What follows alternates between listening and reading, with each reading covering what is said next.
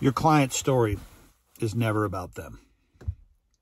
What do I mean by that?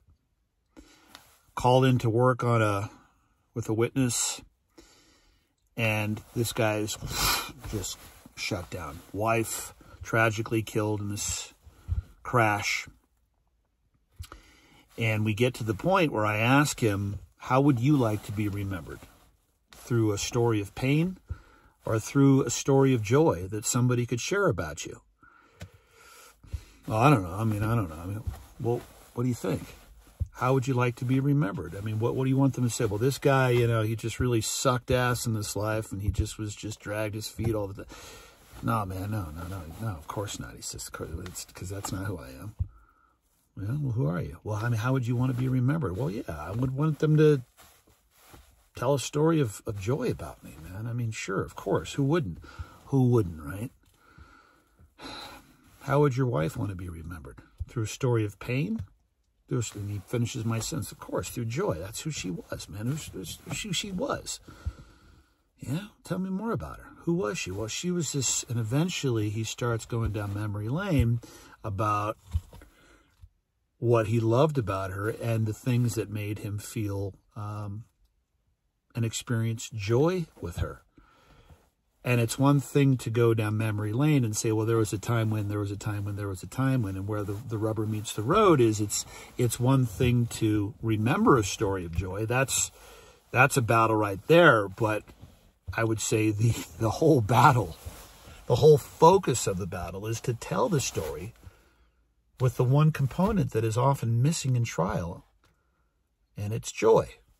And it's joy is the defense's joy killer. They don't know what to do with it. It's indefensible. They can't.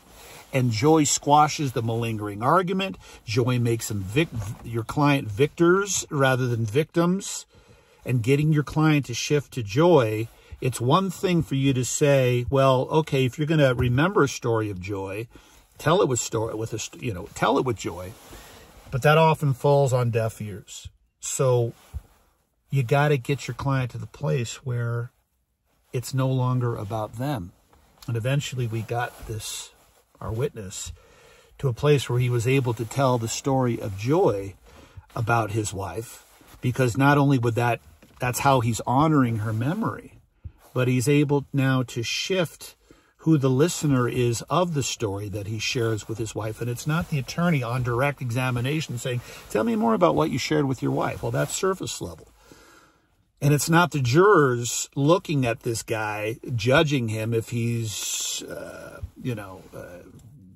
being authentic and truthful. And if this is somebody that I want to fight for, that's surface level. Obviously, that's a part of it. But for him, who becomes the listener? And he identifies that as who needs to hear his story, who needs to be able to feel and connect to his story and to smile when that person hears his story. The person that the story is for is his wife. And now he sees his jurors as his wife. He's literally in a conversation talking to her. And it's as simple as, if my wife were to hear, and now he's at a point where he's laughing. Jesse, he says, if my wife were to hear that I was up there going, telling the sob story about her, she'd kick my ass. She would kick my ass. And so we role-played what that conversation would look like if his wife were to speak and say, wait, buddy, what are you telling my story for? I know you miss me and I love you. And I get the tears. But come on, man, honor my ass by telling a story of joy about me. My wife would kick my ass. That was his motivation, honestly.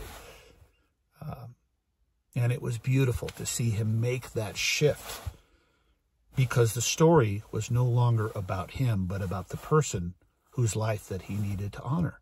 It was about her. It was about the listener.